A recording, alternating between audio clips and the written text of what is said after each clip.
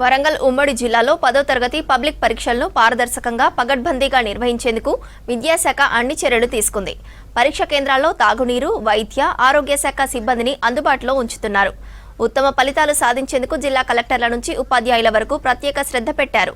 విద్యార్థుల సందేహాలు నివృత్తి చేసేందుకు మిషన్ తేజస్ పేరుతో ప్రత్యేక ఓరియంటేషన్ కార్యక్రమంతో ఆత్మస్థైర్యాన్ని నింపారు.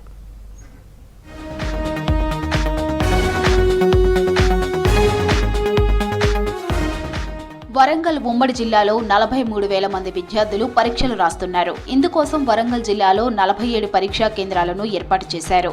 288 పాఠశాలల నుంచి మొత్తం 9,492 మంది పరీక్షలు రాయనున్నారు. హనుమకొండ జిల్లాలో 64 పరీక్షా కేంద్రాలను ఏర్పాటు చేయగా 317 పాఠశాలల నుంచి మొత్తం 12,079 మంది విద్యార్థులకు పరీక్షలకు హాజరు కానున్నారు. జనగామ జిల్లాలో 39 పరీక్షా కేంద్రాలను ఏర్పాటు చేయగా 183 పాఠశాలల నుంచి 6,445 మంది విద్యార్థులు పరీక్షలకు హాజరు కానున్నారు. మహబూబాబాద్ జిల్లాలో 45 పరీక్షా కేంద్రాలను ఏర్పాటు చేయగా 206 పాఠశాలల నుంచి మొత్తం 8,157 మంది విద్యార్థులు పరీక్షలకు హాజరు కానున్నారు. జయశంకర్ భూపాలపల్లి జిల్లాలో 20 పరీక్షా కేంద్రాలను ఏర్పాటు చేయగా 122 పాఠశాలల నుంచి మొత్తం 3,544 మంది విద్యార్థులు పరీక్షలకు హాజరు కానున్నారు.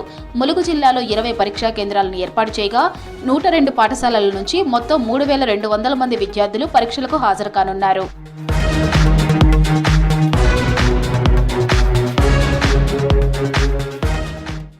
ఉదయం 9:30 నుంచి మధ్యాహ్నం 12:30 వరకు పరీక్షలను నిర్వహించనున్నారు. పరీక్షా సమయానికంటే గంట ముందు నుంచే పరీక్షా కేంద్రాల్లోకి విద్యార్థులను అనుమతించనున్నారు.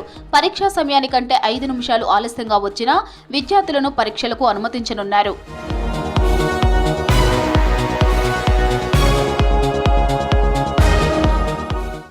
ఉత్తమ ఫలితాల సాధనకు విద్యాశాఖ ప్రత్యేక కార్యక్రమాన్ని నిర్వహించింది. ఈ నెల 14 నుంచి ఏప్రిల్ 16వ తేదీ వరకు 10th పరీక్షలు రాయనున్న విద్యార్థులకు ఇది కీలక సమయం. ఈ సమయంలో విద్యార్థులు సందేహాలు నివృత్తి చేసేందుకు మిషన్ తేజస్ పేరుతో ప్రత్యేక ఓరియంటేషన్ కార్యక్రమాన్ని నిర్వహించారు. విద్యార్థులు ఒత్తిడికి గురికాకుండా అవగాహన కల్పించారు. సబ్జెక్ట్ నిపుణులు విద్యార్థుల సందేహాలను నివృత్తి చేశారు. ఈ కార్యక్రమంతో పరీక్షలను ఆత్మవిశ్వాసంతో రాసేలా నమ్మకం ఏర్పడిందంటున్నారు విద్యార్థులు. స్టూడెంట్స్కి ఎట్లా చెప్తే ఈజీగా వాళ్ళకి అర్థమవుతుంది, ఎట్లా వాళ్ళు అర్థం చేసుకొని పేపర్లో ప్రజెంట్ చేయగలరు అనేది వాళ్ళకి తెలుసు.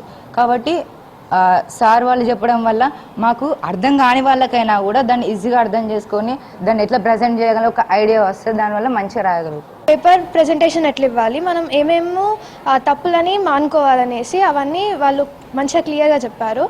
తర్వాత ఇంకొకటి ఏంటిదంటే మనము ఎట్లా ఒక్కొక్క సబ్జెక్ట్కి ఒక్కొక్కలాగా రాయాలి కదా, అట్లా ప్రతి ఒక్క సజెషన్స్ ఇచ్చారు.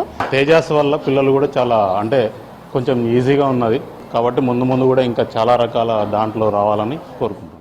పరీక్షలు పూర్తయ్యే వరకు విద్యార్థులకు అందుబాటులో ఉంటూ వాళ్ల సందేహాలను నివృత్తి చేసేలా విద్యాశాఖ ప్రణాళికాబద్ధంగా ముందుకెళ్తోంది.